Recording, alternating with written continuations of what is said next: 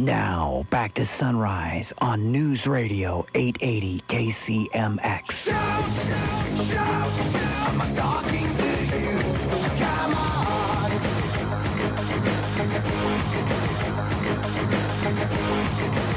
Good morning, everybody. Welcome back. 17 minutes after the hour, and 17 minutes after the hour on this 17th. And, of course, we want to welcome in Joel Marks. He's an adjunct professor for the SOU. He's on the board of the Rogue Valley Transportation District and a scholar when it comes to words of the Declaration of Independence are some of our most treasured documents as Americans. And, Joel, thanks so much for being on the program this morning. Happy Constitution Day and happy birthday, sir. Well, thank you very much, Craig. It was nice for the Founding Fathers to sign the Constitution on my birthday. I've appreciated it. I've told them that, and it's very nice of them. Exactly. So take us back a little bit, because Americans, people listening, they've forgotten. They don't, there's a disconnect between what does the Constitution do for me, but give some history, some backbone to why we needed it. I mean, the Articles of Confederation. I mean, well, this is a great question, because a lot of people don't realize that in 1781, after we won in Yorktown, and then finally 1783, the Revolutionary War was officially over. At the end of 1783, when Washington got on his big white steed and Christmas Eve rode down to took that ride down to Mount Vernon, and Mary was waiting for him there at Mount Vernon. They don't realize that between 1783 and 1787, we almost had total anarchy. Actually, we were in anarchy, and the country could have folded right then and there.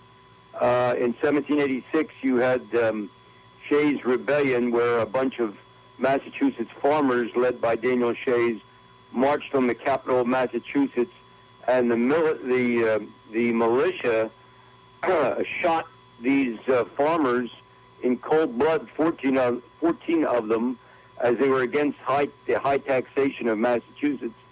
And the Americans were killing Americans. So we were in a situation where the country, even though we won the Revolutionary War, the country was ready to fold due to anarchy, and they wanted Washington to be king, and Washington didn't want to be king. So they had to have the form of government they were under was the Articles of Confederation, which were very, very weak. They had to have some kind of a government to govern themselves with, and Madison and Hamilton were the ones that were really agitating the Continental Congress to call for a constitutional convention, which they did have, and they started it in May 1787. It's interesting because the Articles of Confederation, they called this, quote unquote, a league of friendship. And that the states had more power than the federal government. But here's the funny thing. I mean, this is the money, the currency was so different in every state. There was no congruency there. So they thought they had to do something, once again, out of desperation. And they had to go back, the Continental Congress, right? They had to form these committees and pen, James Madison had to start penning this, the U.S. Constitution. Well, this is a great point. The states, in order to trade with each state you had customs. Each state had customs. So if Delaware went to New York, you had customs. New York goes to North Carolina, customs. Unbelievable. They had different currencies, is correct. And the fishing rights were different, everything, and they were warring with each other. It turns out that when they went to the Constitutional Convention in May 14th was the day that May 14th, 1787, but actually they didn't have a quorum. They had to wait till May 25th to get a quorum. And it turns out that those 11 days in between, you had a few states come, which Pennsylvania was the home state. They were there. Virginia came. And they started to talk about the Virginia plan, which James Madison had written up, and that was the starting point. And that's actually the plan that they used as the introduction to what they were doing to to mold a constitution. Interesting, because each state had their own constitution, and like you were saying, in Virginia was kind of the default leader, if you would. And it was interesting, I was reading that George Washington, even though he had been general of the Continental Army, he didn't really want to be in charge of this because he was thinking it wasn't really going to be a success. No, that's exactly right. Washington was very self-effacing, and if anybody who's read the notes on the Constitutional Convention, the best notes were kept by James Madison, who really wasn't the secretary of the Constitutional Convention. It was William Jackson, who did a terrible job of keeping the notes. And so Madison kept the notes, and if you notice that in those notes, Washington spoke very, very few times. Actually, he spoke only once or twice. And the main speaker, there were three main speakers at the Constitutional Convention. The main speaker was Gouverneur Morris from Pennsylvania. He spoke 169 times. And then you had a man that we've forgotten about completely. His name's James Wilson. He was a Scotsman who came over in 1765, and he was on the first Supreme Court of the United States of America. He was appointed by Washington when Washington was president. Wilson, at the Constitutional Convention, spoke about 100, and third leading speaker was James Madison, who spoke 164 times. They were the three main people. It's amazing. Joel, we've got to take a quick little break. We've got Joel Marks on. We're talking about the U.S. Constitution and the ratification that happened today in 1787, September 17th. We'll be right back. I want to talk about the amendments, which, believe it or not, they didn't come along until 1791. The 10 amendments that we so hold dear to our hearts and allow us to be Americans, and the government has to stand by. So we'll be doing more of these and how it applies to us today and now when we come back. More in the Sunrise Show when we come right back. There's a Bloomberg market update coming up, and then a quick break, and we'll be back here on the Sunrise Show. Craig Cronick in with Joel Marks. Back after this.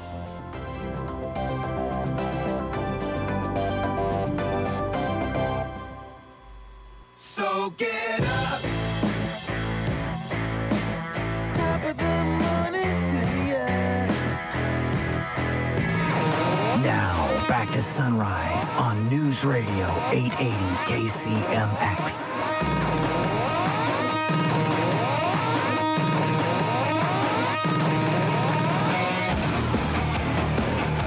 Good morning, everybody. 34 minutes after the hour, continuing with Joel Marks, a local scholar, adjunct professor for SOU. He's on the RVTD board and contributor to topics and things. And we're talking about the U.S. Constitution. And Joel, we were just talking about that, the amendments. It was interesting. The ratification, of course, the Articles of Confederation, 1781, the U.S. Constitution ratified in 1787 on this day, September 17th, and then the 10 amendments. And you said, interesting off air, that originally there were 189 amendments admitted, but that James Madison boiled them down to the first 10. But it's interesting, 1791 with those 10 He boiled them down to 17. Gosh. And then it went to the Senate, and they boiled it to 12, and then it went to the states. And when it got back from the states, they ratified 10 of them. And it was providential that Madison was in the House because he should have been in the Senate. But there was a big fight between him and Patrick Henry. And at that time, the senators were appointed in Virginia by the governor. Henry was the governor, and he did not appoint Madison. He didn't like Madison because Madison won the debate at the Virginia ratifying convention to have the Constitution. Virginia almost did not. It was only by about 6 votes. They won by 10. I think it was 189 or 179. But if you change 6 votes, Virginia wouldn't have ratified. If Virginia doesn't ratify, guess what happens? At that point, you needed 9 states to ratify. But if Virginia hadn't ratified, you wouldn't have had 4 of the first 5 presidents because they were Virginians. Oh, my gosh. But it was a kind of a providential thing that we got the Bill of Rights because 5 of the states only would ratify if their amendments would be considered. And of those 5 states, you had 189 of those amendments that I spoke about. Madison was a key player in all of this, and people forgot what actually happened there.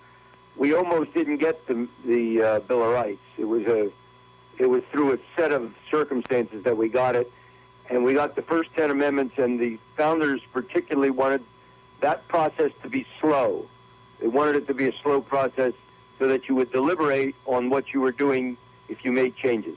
Well, it's interesting, Joel, you say that because I've dictated out these amendments, and you look at the verbiage, and each word is hammered in for exactly the reason. And even Amendment 2, one sentence, a well-regulated militia being necessary to the security of a free state, the right of the people to keep and bear arms shall not be infringed. I mean, shall not be infringed. That's important language. It's huge. And the militia in those days when they wrote it, and that's why people need to go back. They need to understand what was being said, because the militia in those days were the people of the state. Right. That was the standing militia, and shall not be infringed. You have to be very careful what we do with that Second Amendment, because shall not be infringed is pretty strong language, and it's pretty understandable. It is, and this is what I'm saying is that it's almost, the language is so eloquent but forceful. I mean, it's both. It's almost in a beautiful sense when you realize the work that went into these words by these founding fathers, and this is another great point. At the end of the Constitutional Convention, September 17th, 1787, signed it.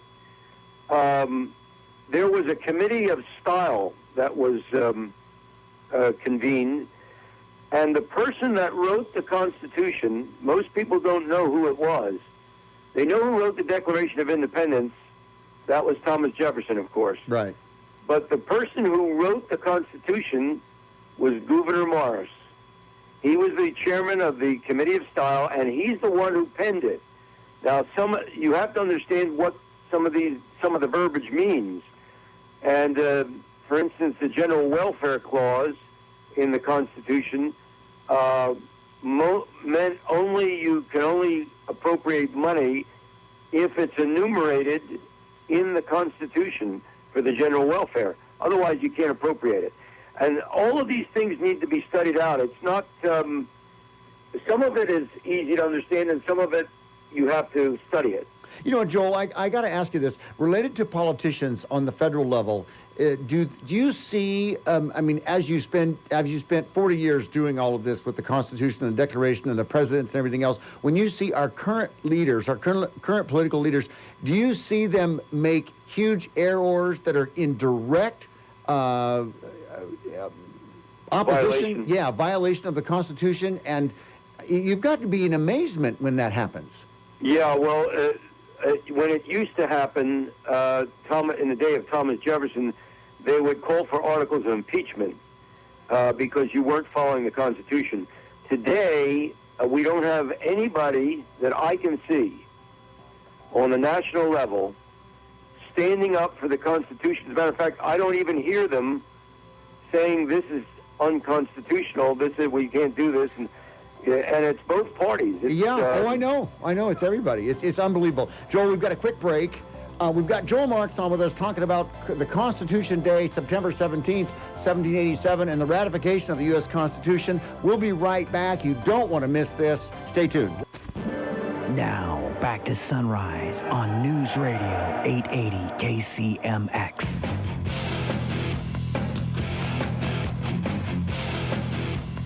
Good morning, everybody. 47 minutes after the hour, and happy Constitution Day, and happy birthday to Joel Marks, who's on the phone with me this morning as we're continuing talking about the Constitution and the ratification and what it means. And Joel, it was so interesting. Even though they ratified in 1787 and the 10 amendments came out and finally boiled down with all of the states in 1791, you know, you fast forward to now, and I find myself trying to inspire folks and encourage Americans to realize what we have. And that's the only country in the world that has this. Aren't we fortunate? The schools aren't teaching it, and the teachers that are involved in teaching, they don't have time to teach it. And not only that, they're probably not learning it themselves. The Constitution is a document that no other country has ever duplicated. Freedom comes along once in a lifetime. Right. And in the history of man, there hasn't been anything quite like this. We are, in the last 2 generations, the American people have ingested enough cyanide to commit suicide. Yeah, it's really a tragic thing. And I come back to the basic principles of, are you an uniter or are you a divider? And we saw that in Ferguson, Missouri, with the uniters and the dividers. And it's horrific what's happening to people. And it's such a sad thing that you want folks to see the forest through the trees and say, wait a minute, stop. Get back to the basic, get back to our anchor point. And Joel, I'm having to relearn because it's between the Declaration and the Constitution, and focus on, oh my goodness, look at the blessings that we have. They're right under our nose. Well, the Declaration is a policy statement of what freedom means, and the Constitution is the codification of what the Declaration says. We've had nothing like this in the history of man, and people don't realize this. They just look at these other countries and say, well, America's not so good and the other ones aren't so good, so everybody's equal. And still there's many people that believe America's a great place, and it is. But it's been hijacked by foreign philosophies that don't work and never have. And the Constitution was put together. It started really, the history of where we were going started in 1607 and went to 1781, and 1787, and they put together in 180 years a document that took them 4 months to do it. That is pretty amazing. Yeah. And there's a few changes that had to be made. And you change, if you don't like what the Constitution says, you can amend it. But you have to go through a process of doing it. You don't do it by fiat of an executive, or you don't do it by the Supreme Court. They just interpret. They give an opinion, but that opinion might not be correct. And that's where the other 2 branches of government need to stand up, and they're not doing it. It is very disheartening, the fact that you have those powers separated between the legislative, the executive, and the judicial, and yet the 2 powers don't police the third, and the other 2 don't police. It's a round-robin type thing, and I don't understand when you have the ability to do something to stay on course, and they choose not to. It's interesting. You've studied extensively the life and times of George Washington, and clearly he was absolutely incredible, and you said it was Providence that he was there at the place and time. But listen to this quote by George Washington: "A primary object should be the education of our youth in the science of government. In a republic, what species of knowledge can be equally important," he asks, "and what duty more pressing than communicating it to those who are to be the future guardians of the liberties of the country?" That's exactly right, and we haven't been doing that. Joel, you're in education quite a bit. Yeah, you mentioned the teachers aren't teaching it, but also, too, are the families and the kids receptive to it?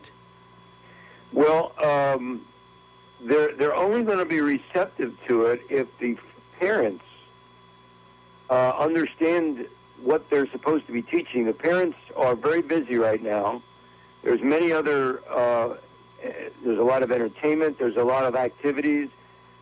Children have a lot of activities. There's sports. There's a lot of different things that are going on, and they're not getting it really in the educational system that we have. So if the parents send them to private school, they have to pay for that, and not everybody can afford that. Right. And the parents may not know about the Constitution themselves because they didn't learn it. Right. It was. So we've got a spiraling thing here. You have to take time to educate yourself. Exactly. I know it's very difficult. And like I said, I'm relearning it. There were things that I'm looking at that I'm just going, wow. I'm constantly amazed by the things that I either learned and forgot or didn't place an importance on it.